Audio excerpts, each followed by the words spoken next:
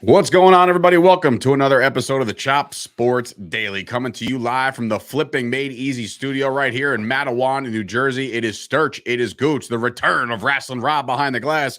Hope everybody's doing well on this feel-good fantasy football Friday. That's right, folks. It's the biggest fantasy weekend of the year as far as drafts are concerned. No more mocks. It's time to start setting your lineups.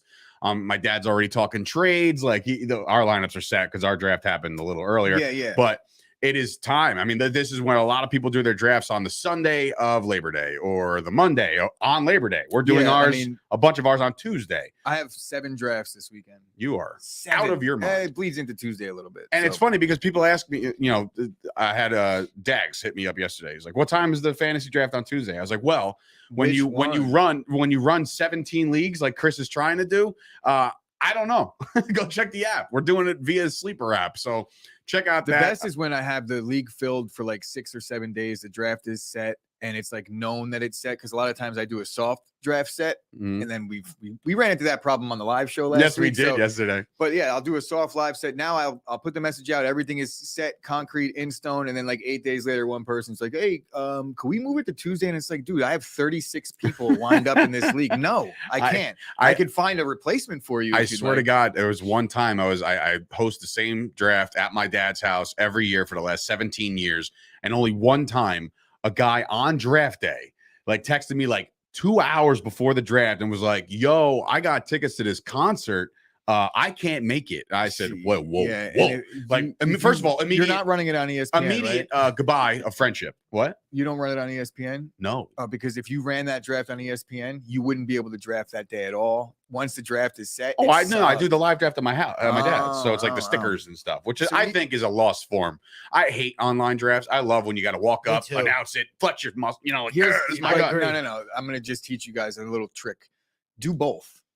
Open the draft room. Well, that's what I'm doing Tuesday. This way, and then all the rosters fills up. You don't have to go in and do the work after. But you know what?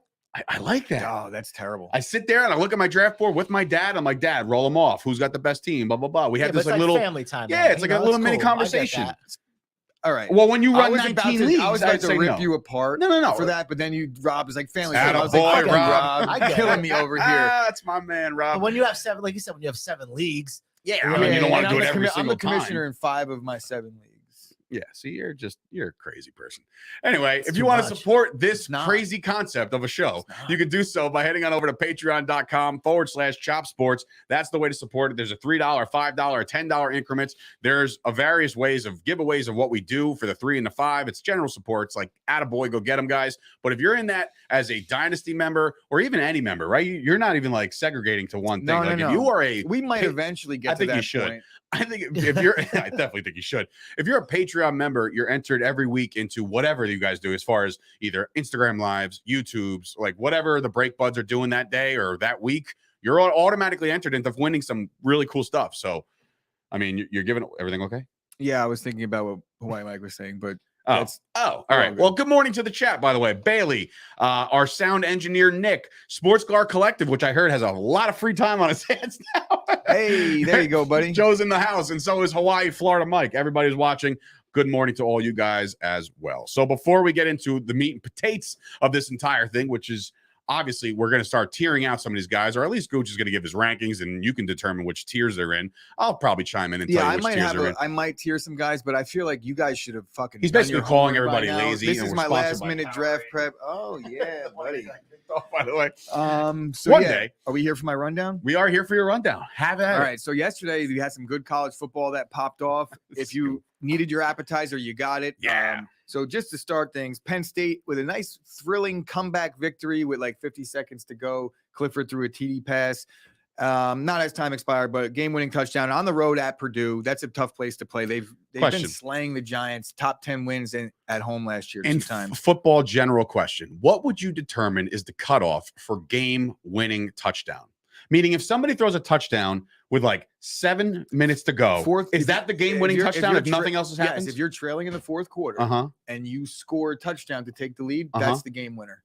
No matter how much time is left, if nothing else happens. Same with baseball. Just curious. Same with baseball. If it's a tie game, 1-1 in the third inning, and you hit a tie-breaking single, and you win 2-1, you had the game winner. It's not. I don't know how they That's register it interesting. as a stat, if they even do, in terms of like baseball. You got to reference and assume with the things like that. analytics nowadays, it's like They this guy might- throws they more might do touchdowns with 2 certain minutes things left. with some advanced metrics in certain websites where there's Yeah, like, of course. seventh inning on, things like that. Yeah, no, I'm just course. curious. Anyway, go ahead. Go Penn Dave's State. got a lot of analytics questions for non-analytics guy. I'm lately, starting let to me get into tell the you. world of analytics. I like the stock market all of a sudden, by the way.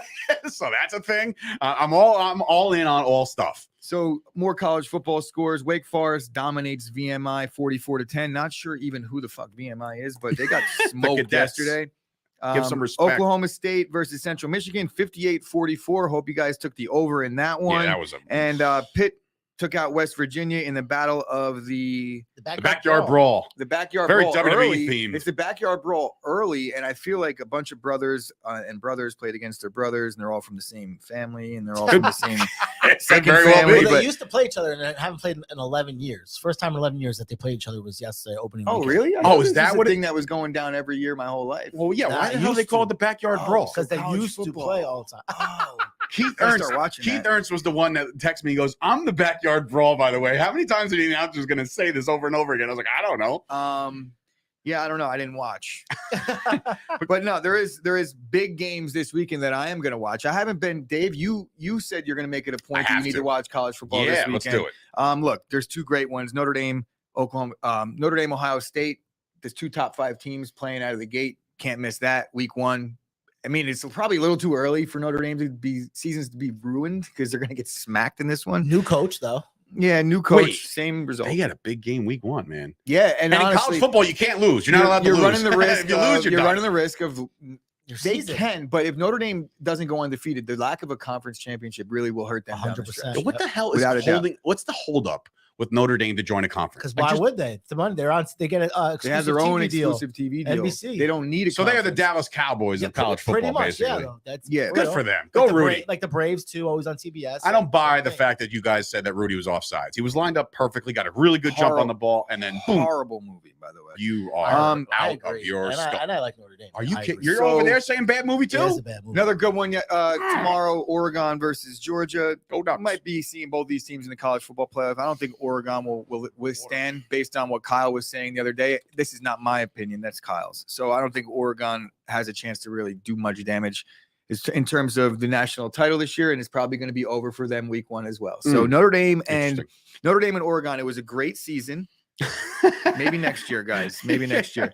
You So didn't that make it to was Halloween. our appetizer. We have the full entree right now, and that is the NFL news. Harold Landry, the edge rusher for the Titans, Yes. was basically the key to that physical play defense that kind of came on mid-season last year. Going into the year, they were arguably the worst defense on paper in football, and Mike Vrabel had them playing well. It was a lot to do with Harold Landry, and he's done for the year. Titans, man, as things move closer to the season, they're just looking worse and worse to me. The Colts should run away with that division. Major League Baseball news. Jacob deGrom is out there seeking a massive deal. Well, reportedly seeking a massive deal. I don't think this is news to anybody. Jacob deGrom is, I would make the case that he's been the best pitcher over the last 10, 15 years that anybody has seen when he's on the mound. when he's on the mound, Yeah. which you have to give him credit where it's due. He's been on the mound largely his entire career. He hasn't dealt with many injuries just over the last maybe 8 months or so.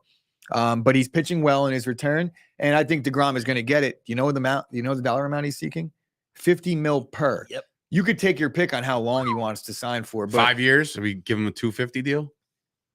a little Sound bit about better. right? Look, if the Mets are going to end up paying two pitchers $250,000, Well, $500 million, as Rube stated a long time ago, or not a long time ago, on this show, Scherzer's getting old. You know what I mean? So like, this is your future. You're mortgaging your future right now. You're like, yes, you pay top dollar to get Max Effin Scherzer Well, on your well, that's rotation. my point. If you're but it's giving like a win Scherzer, now if you're giving mentality. Scherzer that contract, I can't see any reason why you're not going to give deGrom the deal. And it's good news for Mets fans because if he is seeking this deal, he's not going to get that deal from Atlanta. He's not going to get that. It pretty much prices out a lot of teams. Even the Yankees aren't going to go after him at that. Can you at that imagine? price.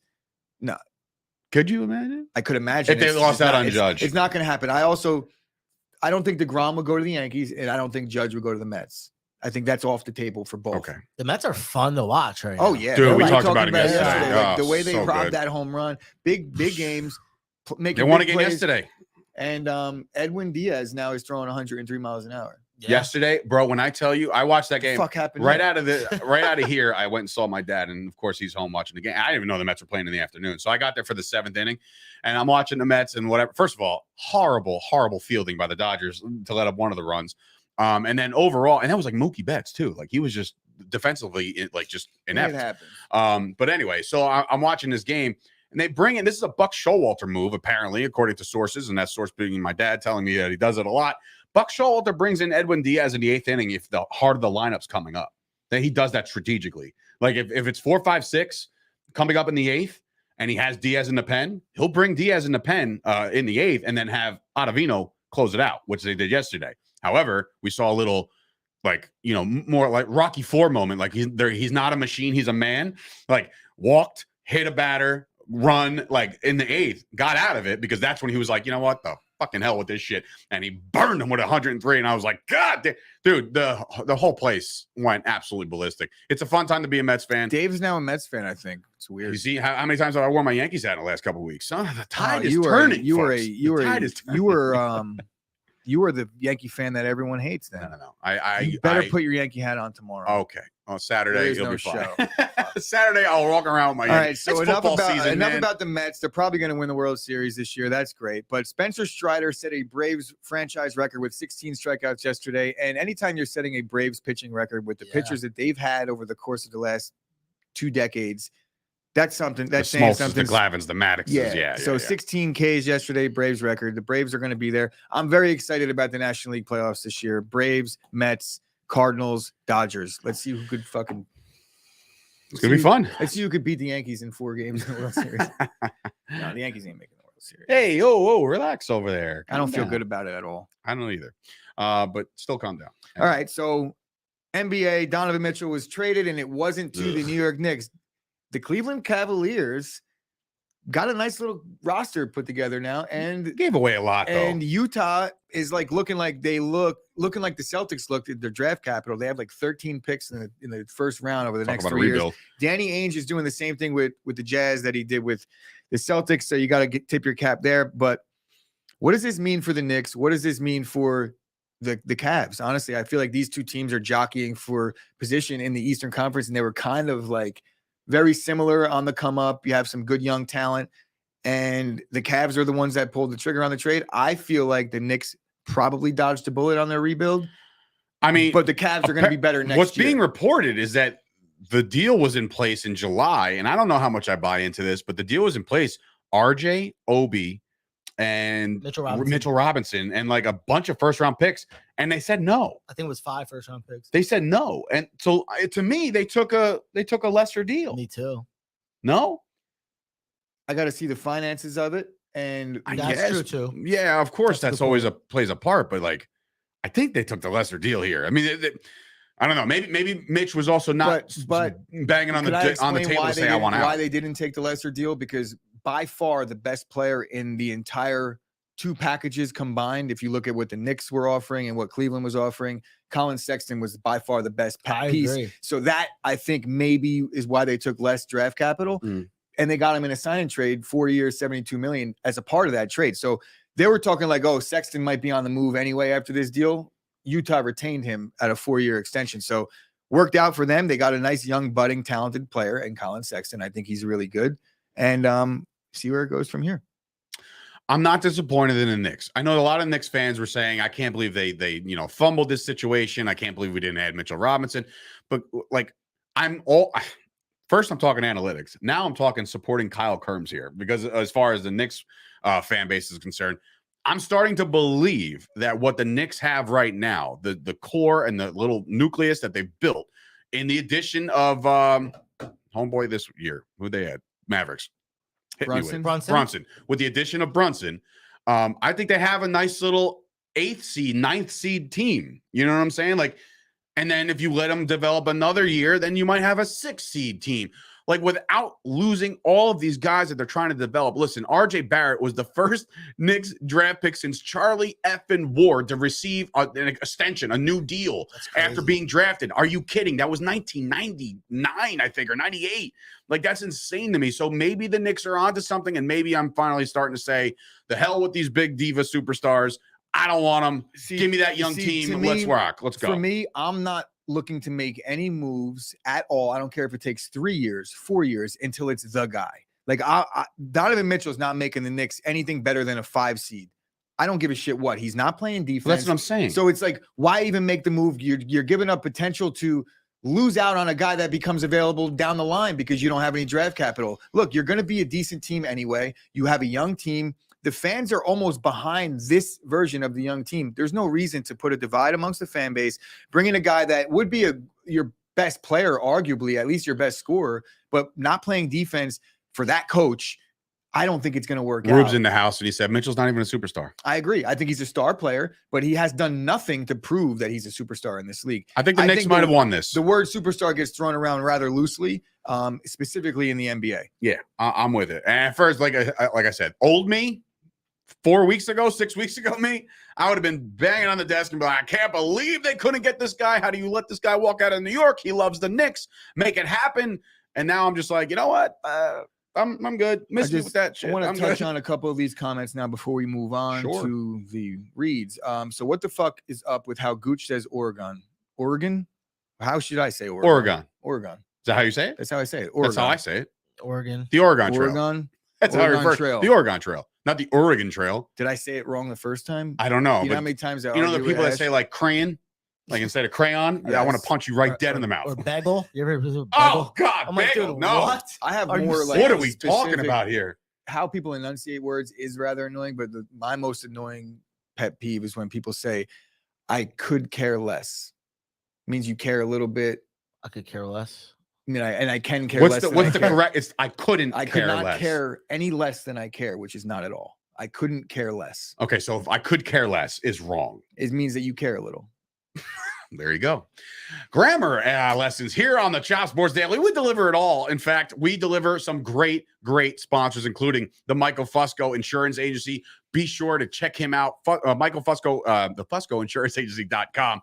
He's doing comprehensive retirement plans. He's doing it all. He's now partnering up with somebody else, which I can't really disclose, but it has everything to do with your 401k. So there's protection over there. There's also protection, I just said, on your retirement. There's protection everywhere. Okay. This guy is offering so many things and so many services. Be sure to check his website out, which you can find now at chopsportsmedia.com under partners. And you can go check his out, check all the information out of Michael Fusco. Also on there, you'll see just the wonderful design. And that's because of steveaspar.com. So Steve, thank you again for the brand new Chop Sports Media website. Looks awesome. Looks stupendous.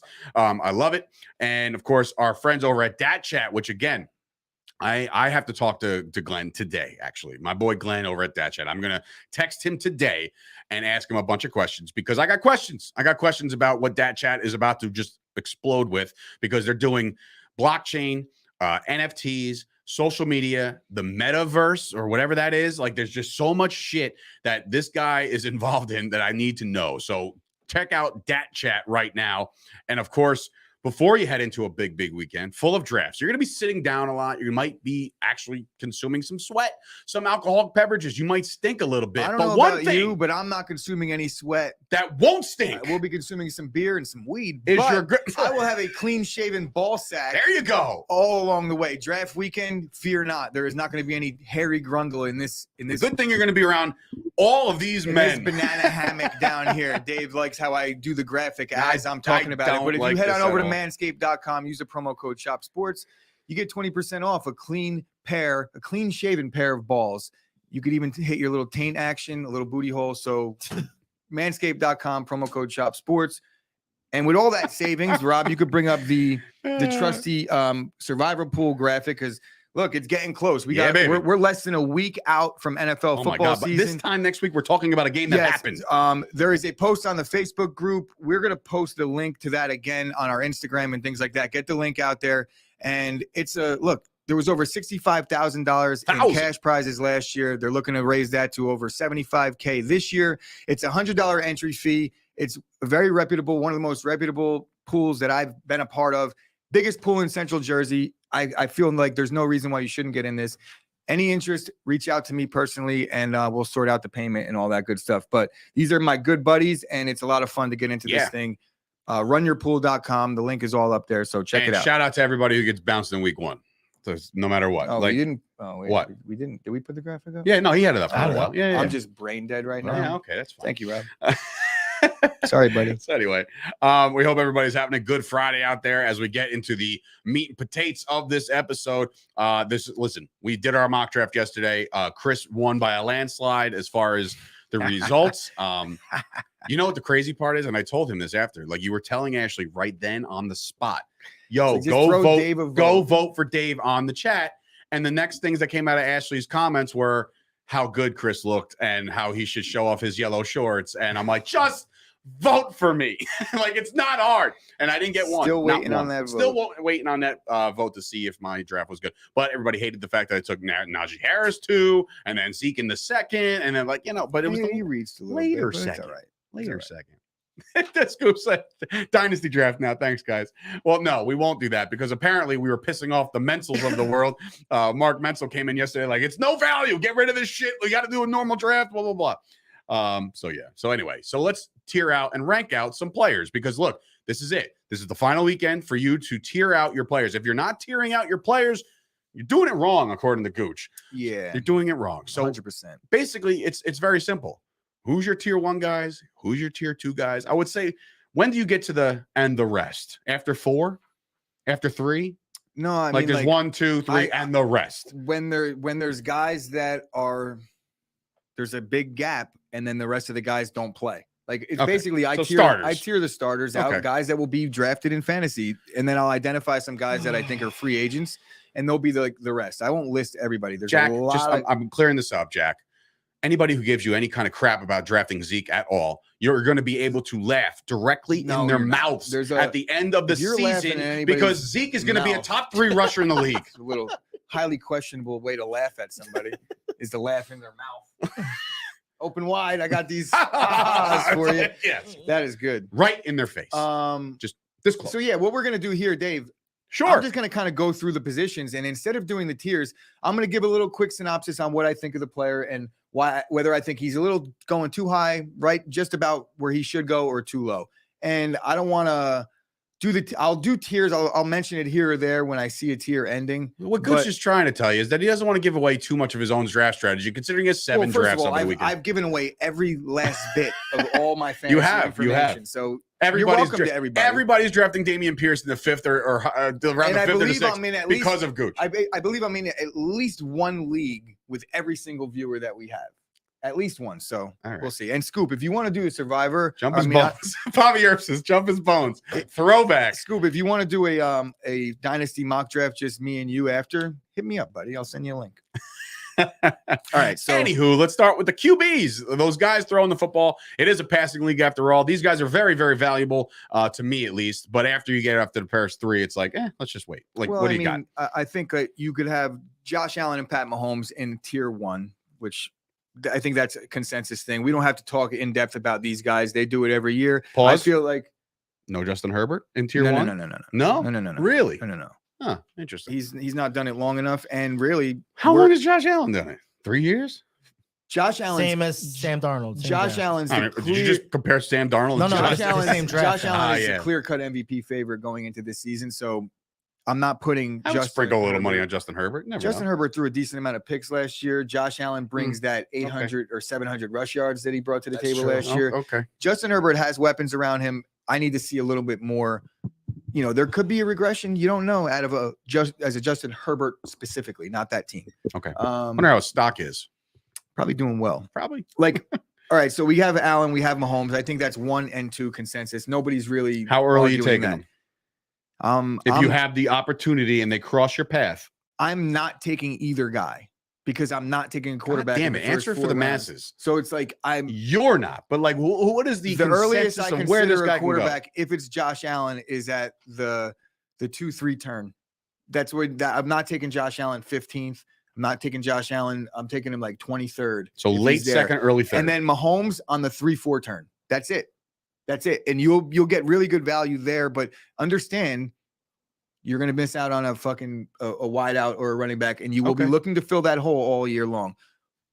While you could fill that quarterback hole with Jalen Hurts in the 7th, 6th round. I'm just saying.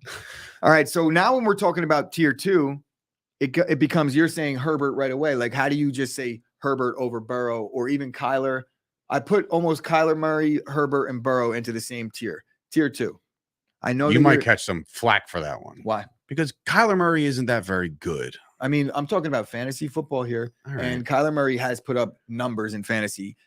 He was a part of my Murray up offense a couple years back. I was an owner of Kyler Murray. So I think there'll be some up and down things, but if you look at the first half of Kyler Murray's season last year, it was on point. I think Kyler Murray might be relied on to run a little bit more, and I think that'll help his fantasy stats because he hasn't really taken much hits. Is for a guy that you worry about his injury situation, he's shifty. It's hard to get your hands on him. I haven't seen him really get destroyed yet. That's a good point. That's a very good point.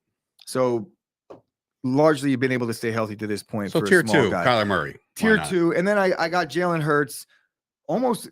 This is a fringe. Like I got Kyler Murray, Jalen Hurts in a very similar light, but I put Kyler Murray just slightly. He can throw the ball better because he's a better passer. Yes.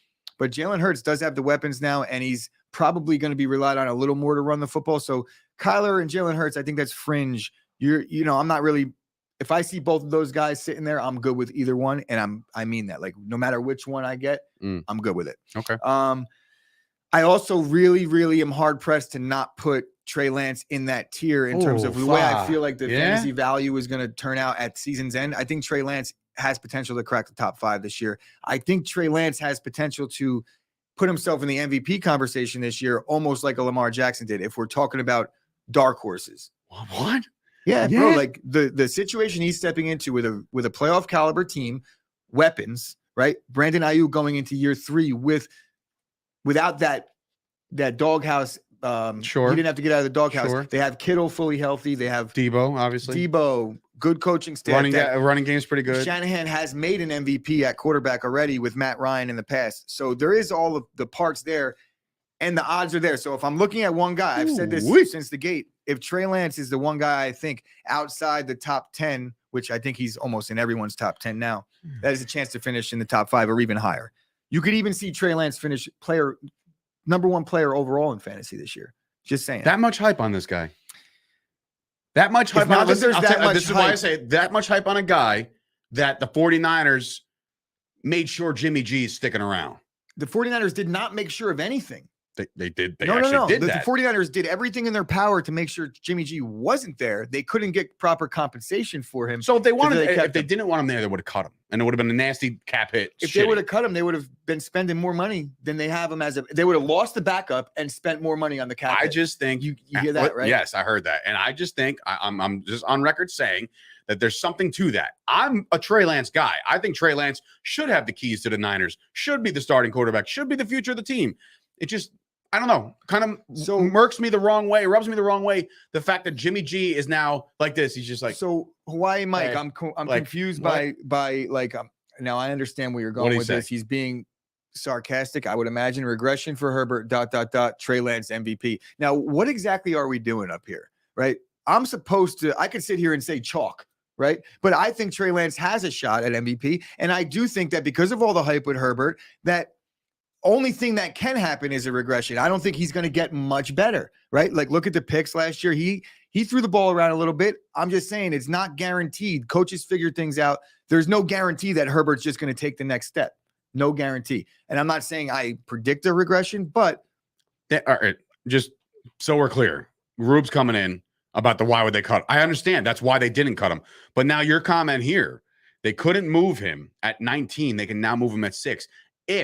And this is a big if the 49ers restructured this guy's contract to trade him, then the 49ers GM, who is what? That's what's his guy, right? John Lynch. He should be given a Pulitzer, whatever it's called. Nobel Peace Prize. I don't care. Give him an award. Because if you did this and got people thinking like, ooh, I don't know, man. Now teams are going to be like, oh, this cap hit's only $6 million. And now I might do it. So when we're talking, genius. What has Lance done in the NFL to qualify an MVP voice? Nothing. But what did Lamar Jackson do going into his first year as a starter to qualify? He just shocked the world with the way he played. I'm trying to say, like, if there's a guy, I'm not saying Trey Lance for MVP. I'm saying that you look at the odds for the MVP voting or MVP odds. I'm looking down the list. There's some really good payout on a Trey Lance. You throw a little bit of change on it, he has a better chance than whatever his odds are right now. There's a no trade, no tag clause. Well, you can waive that for the right situation. That's why there's the clause in place. So that could be waived depending on the situation. So yeah, listen, all I'm saying is that if they restructured and in order for him to waive the no trade and make it happen to some team, then give John Lynch all the credit. But we're way too much on Trey Lance right now. And since we're talking about fantasy football, what would you say the chances that Trey Lance outscores Justin Herbert this year? Like, I'm praying. Now I want it to happen. Right, so now I'm a root for this conversation. Realizing right the situations, I'm comparing both offenses. They're both in really good offenses. Yes, I'm comparing both offenses. The Chargers' offense is better. That's why I think Herbert has better numbers, because I don't know. But is Herbert gonna have 10 rushing touchdowns?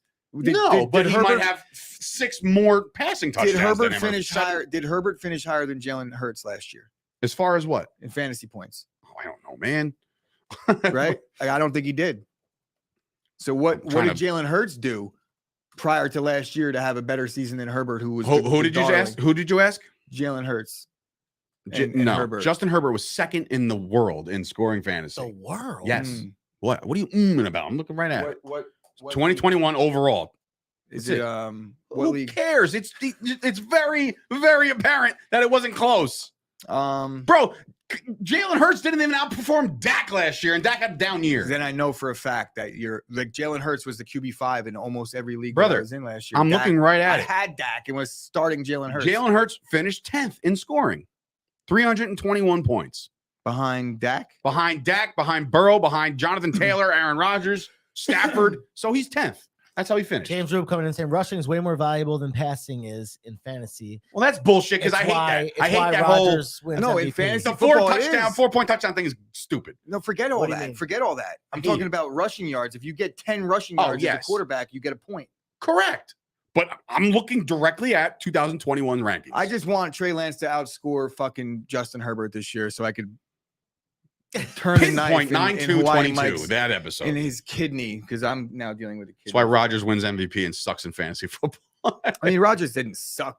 Last year he wasn't good in fantasy. 2 years ago he had a great fantasy. But like, what defines like that wasn't good? The guy was throwing 3 touchdowns a game and threw no picks. How is that not good? I would take a Rodgers consistent play the way he did last year over a guy that's gonna sling it around and throw 3 touchdowns, 3 picks every week. Fuck that. I'm taking Rodgers. Yeah. This year, maybe not because no Adams, but like, anywho, moving on to the running back tiers. I mean, did we even, we got through like 4 quarterbacks. Oh, then keep going. I'm sorry. Right? Don't move on to the running back. We're fine. I'll breeze through these guys because honestly, I put Hurts right after that. And then after that, it's like Dak, Brady. You could take your pick. Who do you like better? Where'd you put Burrow? Joe Burrow is in the same conversation with Herbert. So it's like you talk about a guy with weapons. Allen Mahomes, like, Jesus. Allen Mahomes 1-2. Burrow, Herbert, and Kyler kind of middling around, and then I got Jalen Hurts at 6. Okay. And after that, you could toss up Dak, you could toss up Brady. I'll take Brady over Dak this year. Jalen Hurts was the 9th overall quarterback. Kirk Cousins is sitting outside the top 12. I'll take Derek Carr. Cousins last year was 11th. Derek Carr, Cousins, they're like premier backups. Rodgers, you could put those guys in the same. I got this weird inkling that Derek Carr is going to win some people some fantasy championships this year. I don't know why. I just feel like it might be the Adams factor, sure, but like to have Waller out there, to have Renfro underneath, to have just an overall good unit to throw the ball around. And Jacobs, you can't stack boxes anymore, bro. Look, what happened? Jack's like I didn't hear you mention Lamar. You're right. We're talking about quarterbacks. Running backs is next. Lamar did really bad last year. He was hurt a lot.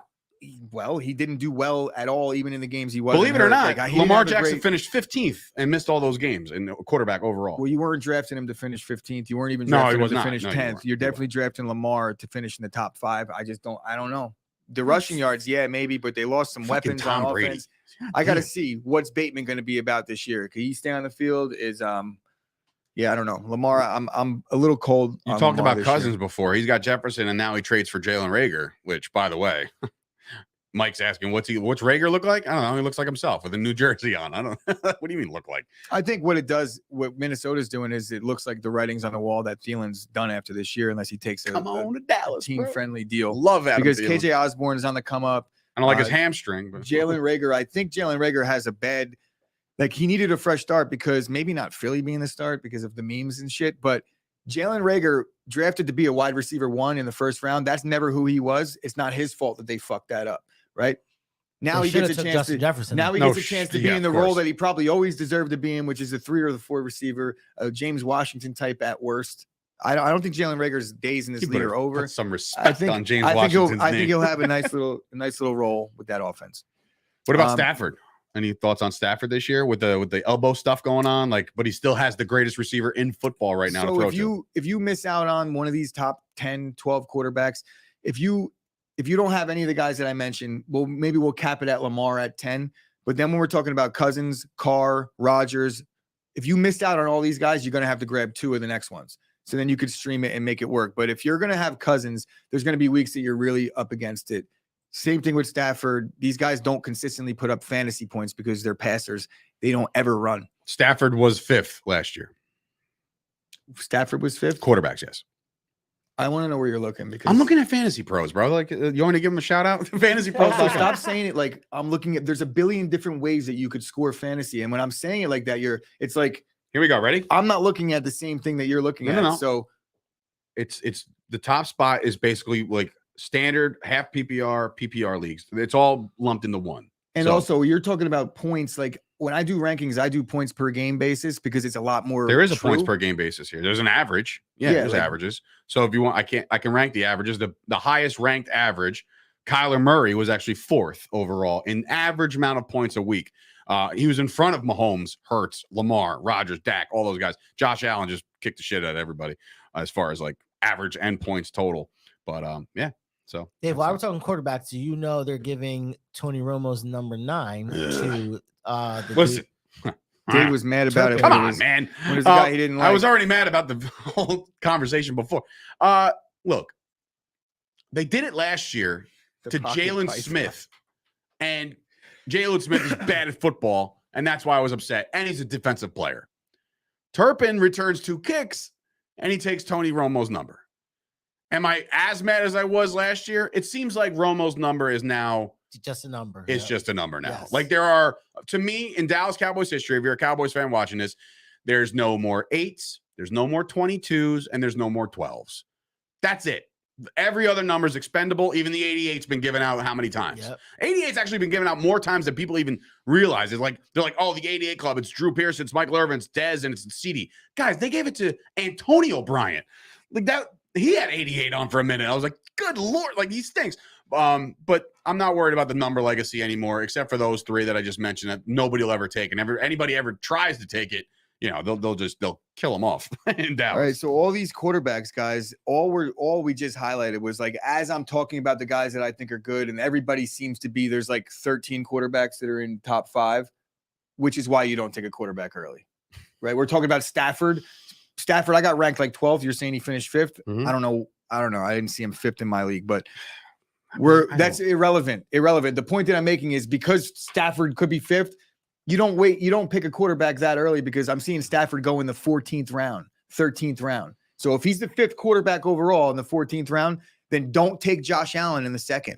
That's my point. Mm. That's it. Mhm. So we can move off of the quarterbacks now that I hate all of the fucking people in the comments. I'm like mad at Dave and Rob. Wow.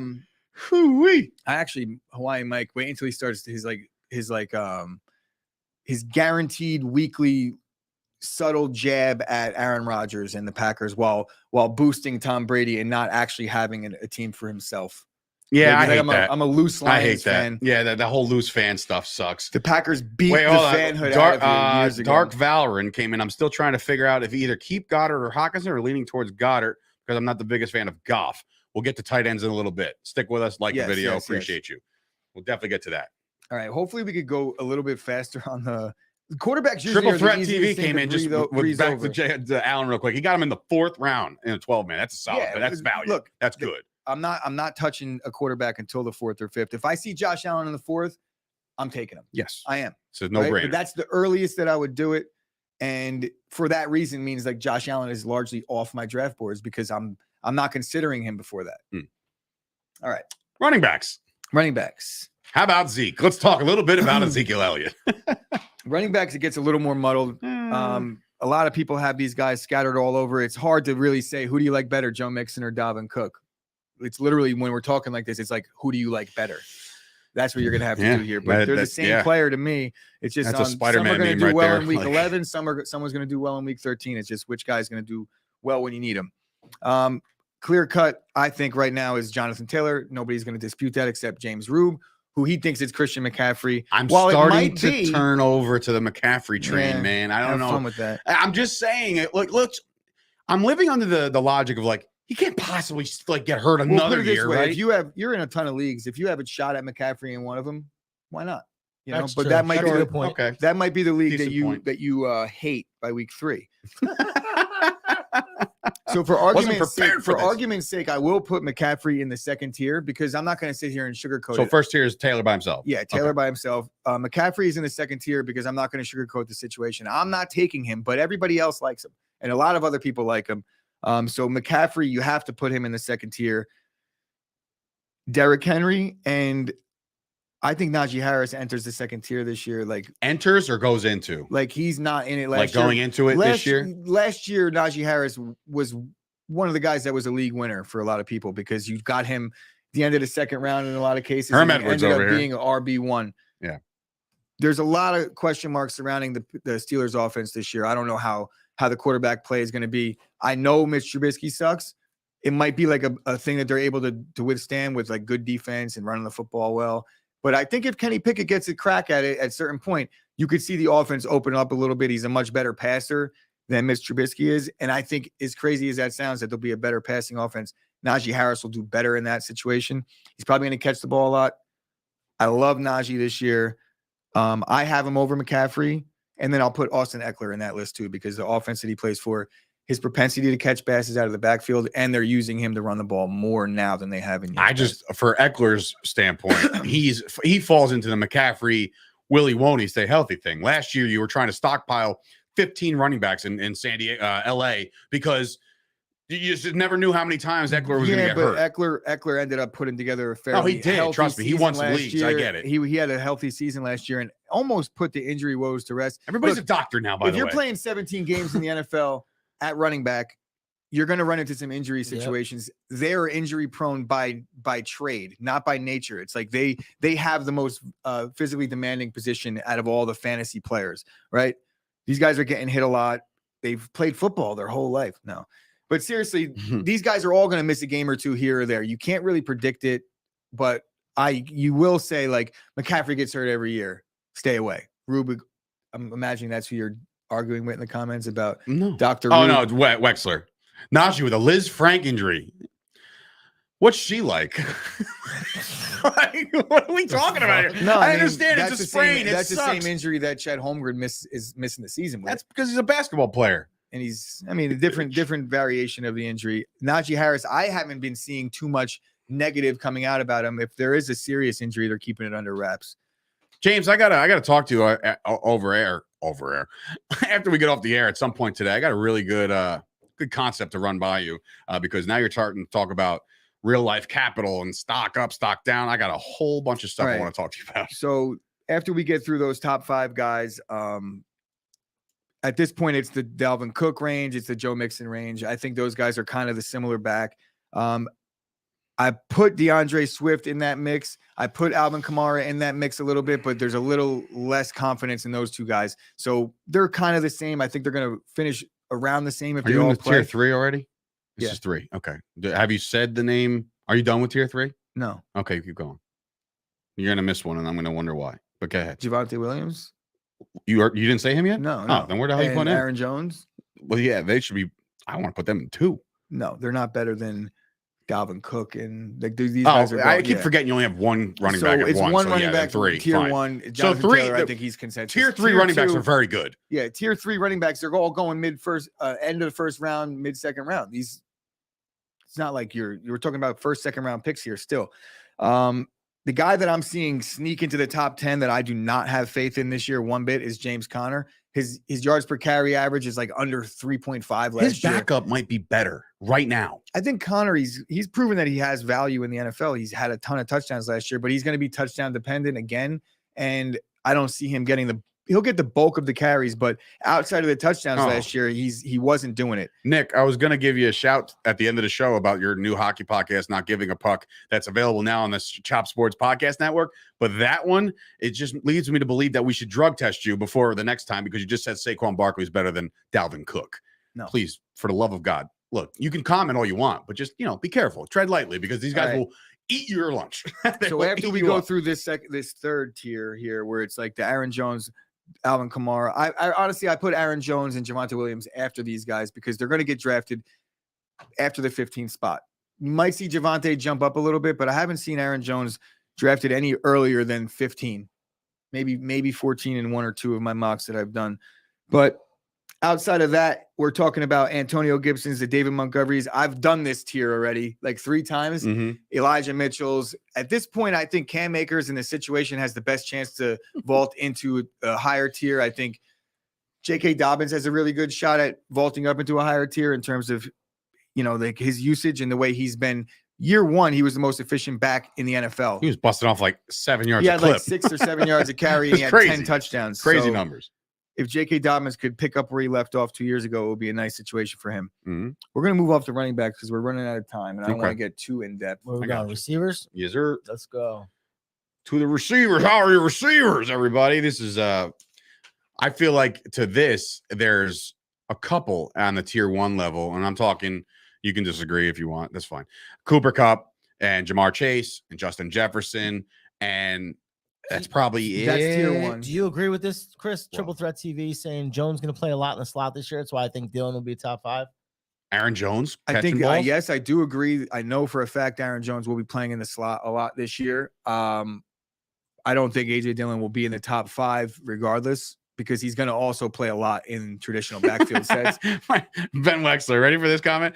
Barkley's going to go off this year. He'll finish top 5 fantasy running back, and that's not me being a Homer Giants fan.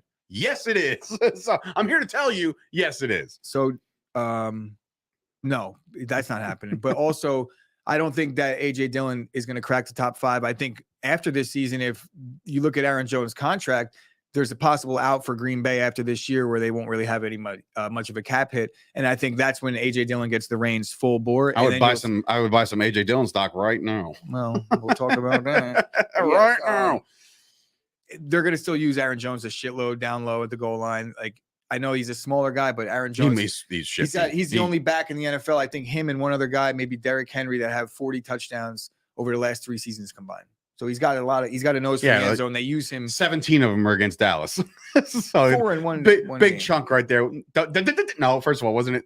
Was he waving? He was waving. I have that was in the graphic for the Packers breakdown. Oh, okay. Waving. All right. That day he waved, I found a hole in my wall. I don't know how it got there, though. So those 3 are the top tier, clearly. And then I'm putting Devontae, Diggs, and I guess Tyreek Hill in the next one. You could crack the code. I mean, you could put Debo and CeeDee Lamb are like kind of the guys that I would maybe consider entering that. Every draft that I've done, CeeDee doesn't make it past middle of the 2nd round. Yeah, he's going to get a lot of targets this year. He's going to inherit a little bit of what Cooper got, and then plus what he's going into his 3rd year now. So 3rd-year receivers are usually the year that people break out. And he broke out last year a little bit, but I think CeeDee has a little bit of a spike in his numbers this year for sure. But I'm not taking him over any of the guys mentioned. Like, I'm taking Devontae, I'm taking Tyreek Hill, and I'm taking Stephon Diggs. After those guys are gone, I'm probably going to take Debo, and then CeeDee's up next for me. I take CeeDee over the Keenan Allens of the world, the Mike Evans of the world, because I just think that eventually the wheels come off. I like guys that are on the upward swing more so than the guys that are on the back end. I'm big this year on Mike Williams. You could pay over you. Keenan You Allen. might end up losing in that. They're just going with my personal preference. I like the younger, talented guys over the guys that have had 10 years at 1,000 yards and 100 catches straight. Eventually the wheels come off, and I'm liking that. CeeDee Lamb starts his streak now is more likely than these guys continuing it, even though they're both in good spots. And that Mike Evans. I'm way out on Debo this year too, to be honest with you. He's a fun gadget guy, but I just feel like I don't know. I'm not out on Debo. But if you're hear me out with this, just going too high. If you're big on Trey Lance, doesn't that mean by proxy Debo's probably gonna have himself a nice little year? No, I'm bigger on Trey Lance because I think he's a better passer than Jimmy G, and I think he's a better runner, or as good of a runner as. I think here's why I'm big on Trey Lance this year. More so for fantasy, but I do think I'm not saying he's going to win MVP. I'm not repeating that again, but for fantasy purposes, he's a better passer than Jalen Hurts, and he's at least as good of a rusher. So in terms of fantasy value, Jalen Hurts couldn't fucking hit the broadside of a barn last year. I think Trey Lance is proven that he's a better thrower of the football, whether you're looking at the way the mechanics, just the ability to uncork a 80-yard bomb, all those things, but he's going to run well. And Kyle Shanahan has done well in the past with that type of system. He opens up the offense a lot more than Jimmy G would from a running standpoint. Of course. But the tight end and James Rue makes that point. Like if they're on the goal line, chances are there's a quarterback draw in the Rolodex of plays. You know what I'm saying? So like he won't be throwing to Debo. Yeah. Or he might do one of those stupid. He's going to get a ton of rushing touchdowns. It's going to make Elijah Mitchell worse. Touchdown, by the way. It's going to make. That's why the Eagles running backs, they're like largely. They get usage between the 20s, but then they don't get goal line work because Jalen Hurts scored 10 rushing touchdowns last year. So it vultures. I think the rule should be in fantasy that in all of NFL, you have to have an over the top release for it to be a touchdown pass. So like this whole the shoveling in front, and then why Mike coming in and saying Hurts sees the NFC West 2 times, Lance the East 2 times, but really like what Seattle's defense isn't good right now. They don't play themselves. They're probably one of the better defenses in that division, if not the best. The Rams have a pretty good Arizona defense. regressed. Arizona's defense was decent last year, but not so great this year. They lost Chandler Jones. I feel like they missed some spots. And I think the Commanders' defense has a chance to be really good this year. Yep. Right? We don't know much. Dallas's defense is good. So as far as the defenses in the 2 divisions, you would agree that the NFC West has better overall teams, but against the defenses, I feel like that's lateral, personally. Truth. What do we got now? You still on receivers? Yeah, we could do some receivers still. So after we get through the Debo and then the CD situation, I think that rounds out around 9 guys. Then we're talking about A.J. Brown, Keenan Allen. That's where I'm entering the Mike Evans sweepstakes. That's where I'm talking about possibly actually, you know what? Was receiver your deepest position? I missed a guy that I'm putting all the way up above Debo. I like T. Higgins this year a lot. Yeah. Like, I think you're going to see Debo get drafted before T. Higgins in most drafts. And you're going to be like this. Perfect. I want you to take Debo because I want T. Higgins. I want T. Higgins in as many leagues as I can. About Michael Pittman Jr. Michael Pittman Jr. He's just like regular to me, but he's going to eat this 15. Year with I think he's going to be Matt a top Ryan 15. Quarterback. Definitely firmly entrenched in wide receiver 2 territory with week to week potential to be wide receiver 1 from Michael Pittman. And he's going to be very consistent. Not many high floor. You know what I'm saying? Like he's going to get 6 balls a game, every game at minimum. I agree. As we talk about the next 4 or 5 guys to round out the top 20. Before you do that, AJ Bascone coming in, keeper league, keep 3. He kept Higgins over Debo. So that's just a testament to how many people think that there's a higher ceiling for a guy like T. Higgins this year in particular because of the offense, and everybody and their mother is going to try to go cover Chase. You know what I'm saying? And it'll be interesting. Higgins is going to have a lot of. There's a third receiver in Cincinnati that I always find on the waiver wire when I need him at the very least at the last moment, and that's Tyler Boyd. I still believe in Tyler Boyd type too.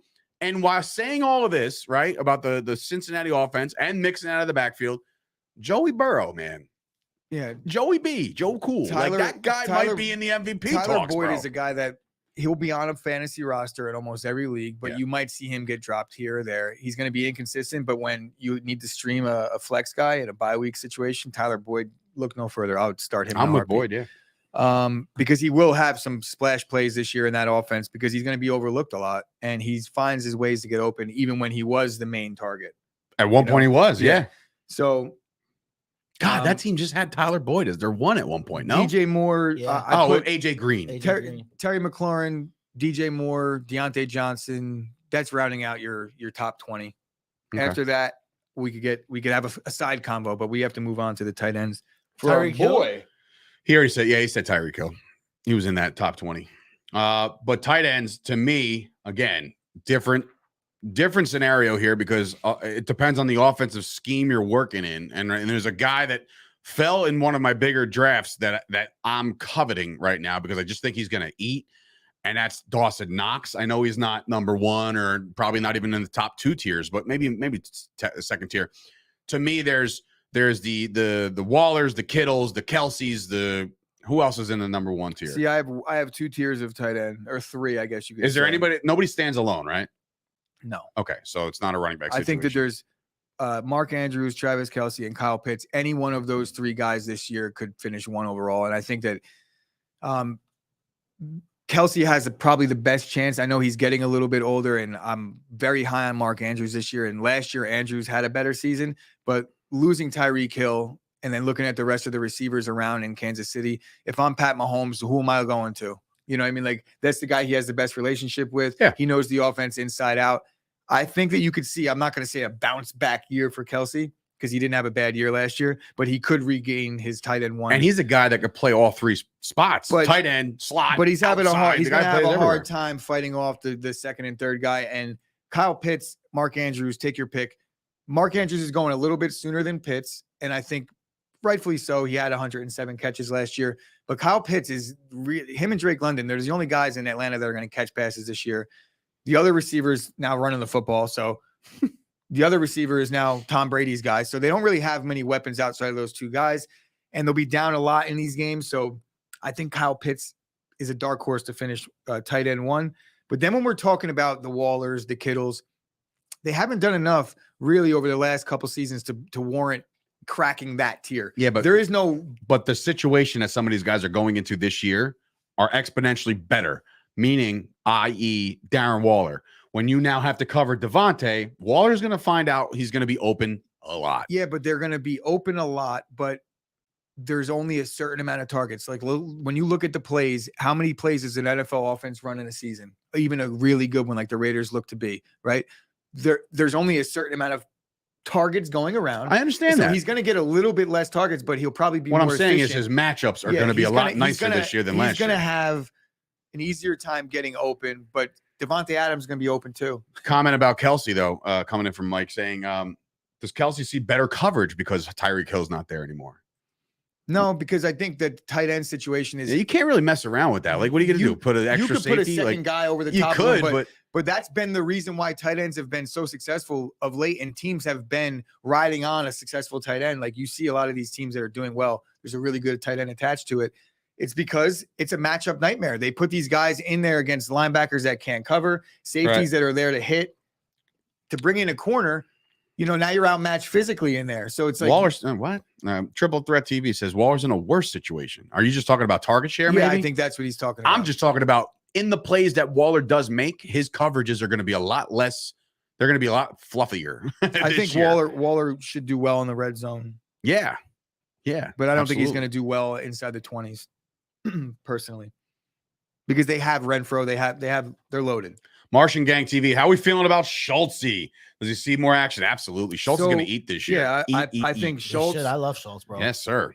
Look, I know that people might call me crazy, but it's not necessarily me bashing George Kittle. It's just that I think that there's a couple other guys that deserve the credit. George Kittle, he's got the name, and he had that one season where he was like the man, where it was him and Kelce. But I think he's regressed a little bit, and it's not so much a regression for him, but so much it's like an improvement by the other guys at the position.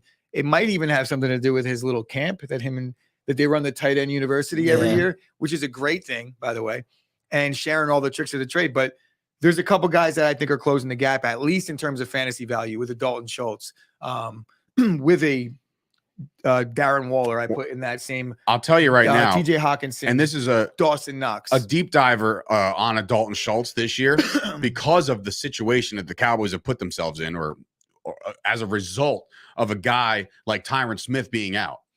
Tight ends are going to see a lot more of the field this year than ever before in Dallas, because you're going to need that extra chip right off the rip. You need some extra help on Dak's blind side. So in order for that to happen, you need bigger personnel in there. That's why I think Schultz is going to be in there anyway, but there's going to be multiple tight end sets, and Dalton Schultz is the best tight end on the team right now. Therefore, the underneath stuff will be there all day. In the event Dak gets in trouble, he's going to be looking Dalton Schultz. I think there's a chance that Dalton Schultz catches like 100+ balls this year. We got a defensive question coming in from Charlie. I'm kidding. Do we start Baltimore's defense versus the Jets? Chargers defense versus the Raiders? Wow. Bucks defense versus the Cowboys? He's between Baltimore and the Bucks. It's Baltimore. It's Baltimore. It's Baltimore. All right, Charlie, so like the video, my man. Thank you so much for your wrap question. up the tight ends a little bit because Goddard. there's Goddard. really only like a handful of like tight Goddard ends. too. There's really only a handful of tight ends that I think people are comfortable drafting as their tight end one. It rounds out with like Dawson Knox as being the last guy, and then the other guy that I'm seeing is Freiermuth. They're kind of grouped together. I got two of them. The reason why I'm high on both those guys, while they were both like touchdown dependent too largely last year, you know, like Dawson Knox, he had a lot of touchdowns last year. He did. Yeah. But because he's in that offense, I don't think that's going to matter much. They lost a couple guys, Emmanuel Sanders, and I know that Gabe Davis will step in and fill that role. And I think he's going to be the guy that we see break out on that We didn't offense. even talk about him, Gabe Davis. We left him off. Yeah. I mean, he's not really top 20. Yeah. No. Is that why you left him off? No, It's on Gabe by Davis, design. I got Gabe Davis in a lot of leagues. So do I. And I didn't even draft him yet. So I've claimed him now. So actually, because Gooch runs the leagues, he gets to just draft a couple players prior. I think Freiermuth and Knox are the guys that you could see be this season's guys that crack the top 5. But I think it's going to be interchangeable parts. A lot of these guys, Dallas Goedert, Zach Ertz, you know, they're the same guy, different week. You know, outside of the top 3, I feel like you could punt on tight end until 9 are off the board. But once 9 are gone, you better get that 10th or you're going to have a fucking hard time. I want to You're bring going to up be starting Hunter Henry or Mike Gesicki. Mike Gesicki, New Jersey's finest. I do want to bring up this point from Rube about David Njoku. Now, the fact that the Cleveland Browns right now are going to roll with Jacoby Brissett as their first guy, as their QB1 until Massage Man Watson gets back, right? So and this goes for young quarterbacks, inexperienced quarterbacks, and quarterbacks that just lack the talent to make big plays. Tight ends will eat in those situations. David Njoku is a guy I think as well is a freak athlete, absolutely freakishly athletic, who's not gotten the burn because every receiver or tight end on that team within the last 3-4 years has either complained about something or something or something or something. It's been never a steady, good dose of the passing game. And maybe that's a tribute to Baker Mayfield, but I think Baker Mayfield's going to have himself a nice little year this year. I do. Chip on the shoulder and all.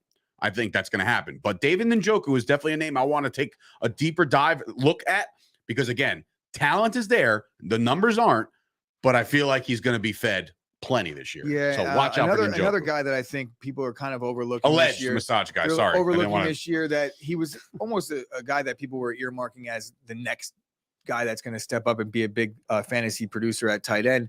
And now he's in a different situation. He's hurt a lot too. Much worse situation offensively than the situation he came from. But I feel like Noah Fant might not do bad over in Seattle right now. Young, inexperienced, or bad quarterback play.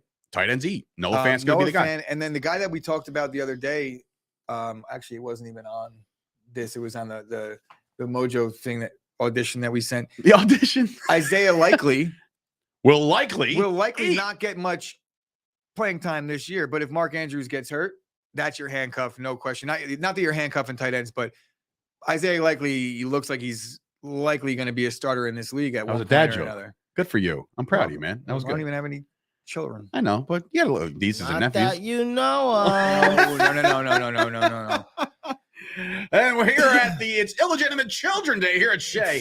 Anyway, that is the rankings that we put out there. Listen, we've done enough research about this stuff for you guys to crush, absolutely slaughter your drafts this weekend. So good luck to everybody. But if you're in a league with me, I don't give a shit what you do. I hope you draft a kicker in the first round, and then that'll be it. So I'll win all that money. But yeah, good conversation as always. Oh, wait a minute. Hold on. Evan Ingram. I agree wholeheartedly, Rube. What? That Evan Ingram has a chance to eat this year a little bit in Jacksonville. I mean, how many times I'm going to repeat one more time. Inexperienced, young quarterbacks look for their tight ends a lot. Evan Ingram is tight end 1 in Jacksonville. Trevor Lawrence will find him. Yeah, that's a formula as old as the prehistoric times. Okay, like you got to look under though. Doug Peterson loves throwing to the tight end. So Charlie coming in. Love the setup of his show, guys. Very professional. You guys are very smart. Stay with it. And I can see this channel easily blowing up. Also, I think Likely and Andrew start next to each other next year. This year. Charlie. Appreciate it very much. Hey, Charlie, you're the man, bro. Thank you so much. I do see some double tight end sets, but especially with that offense, the way Baltimore is going to be doing things. Yeah. So Isaiah Likely, Do it again. Put him on your watch Ah, list. damn. You likely. You wanted it to, and you just didn't do it. You didn't deliver there. You had to lay up and you didn't do it. All right, folks, it's been a show. It's been a great show. We got a big, big day in store over here at the Chop Studios. Please check out chopsportsmedia.com for all of our podcasts. Brand new hockey podcast today. I also, yesterday, I didn't promote it much, but the brand new Sit Down with Sturch with my buddy Nick Smith, that's available right now. We got the Mets, Till Mets Do Us Part, just dropped an episode. The Jets, who are they basically broke down their 53-man roster. So we have all the content in the world. Go check it out. Factory just oh, wow. Sorry, bro. Interview with Prime Time. What a piece of garbage I am. Dante Smiley. Yes, that's my fault. The Fight Factory, which could also be very in store for bigger and better as well. The Fight Factory might be. There's a lot of stuff going on over here, man. We are wheeling and dealing. Big wrestling weekend. If you're a wrestling fan, check out All Out. Check out what's the other one? Clash at the Castle. King of the Castle. Worlds Collide. Everything. GC Dub. Everything. There's so many guys. Is Charlie Sturch's burner account? No, I'm over here. I have no burners. I am no burners. So Charlie with the comment of the day. Neither do I. Charlie, do me a favor. Do me a solid. I actually do have burner accounts. Send me over send an email over to Chop Sports. Ready for this? Send an email over to studios@chopsportsmedia.com. And we're going to hook you up with a discounted merch for the comment of the day. That's a new thing that I just implemented right now. We're going to give you a discount code. I want you to rock the brand wherever you're from. Studios@chopsportsmedia.com. Because I want to see if the email works. Discount code or is it a? It's going to be a discount code. Yeah, or like a coupon code for us. Right there in the comments. We'll figure it out. Copy paste. Okay, fine. I respect. We're gonna give you a shirt, buddy. Yeah, we're gonna give you that shirt. It's gonna be free. All right. Because like you can't be like, hey, we're gonna give you a discount code, but to get it, you got to spend $20. You're getting a free shirt, Charlie. So congratulations. And that's what it's funny. Shirt of the week, huh? Shirt of the week. Shirt of the week. Every Friday. Friday, new thing. Shirt of the week. We're gonna be broke by the end of the football season. No, I'm kidding. It's one goddamn shirt. Gildan, dog. You're getting a Gildan one. That fucking hard cotton. You ever hear of hard cotton? You know what's funny? We're gonna get a plethora of emails, and this is good because I need that email to kick, and I want it to start moving because the email was literally registered yesterday because of our .com. So hopefully, see your email in the email. So for Sturch and Gooch, and of course Wrestling Rob making his return to the producer chair. This has been a show. This has been another episode of the CSD. I'm putting it. Yes, I abbreviated the Chop Sports Daily right there. The CSD. Be sure to follow us on this channel because we got a lot of stuff going on this weekend, correct? Yes. So Break Buds, we have jerseys going 2 for what? Buy one, get one. You buy your team, you get a random. They're going to be posted on. We're trying something new as far as like getting it up on a website. I don't know how fast that's going to happen, but I'm going to revisit the post again today. Send it out there. We want to do this on Sunday, but we need it to sell. So if you guys are interested in buying a jersey, whatever sells, we're going to break on Sunday. Let's do it. Don't forget to get on the Survivor pool. Yes, over $65,000 last year. You're 6 days away, guys. Hawaii Mike, welcome to the football season blood feud. What are you talking about? No, it's just me against him now with his comments in today's show. All right. Wait, what is? Bro. How many people are going to email you saying it's Charlie? Listen, touche. Good, very good call. Very good call. But it won't be Charlie because there's only one Charlie in this world, and that's my man today who dropped the comment of the day. So with that, we'll see you guys back here on Monday. Have a great weekend. Be safe, be smart, do all that good shit, and enjoy your drafts. Actually, we won't be here Monday. We won't be here Monday because it's Labor Day. And I'll be here. Drafting. We'll be here. Yeah, we'll be here. There won't be a show. So we'll be back on Tuesday for the Chop Sports Daily. See you guys then.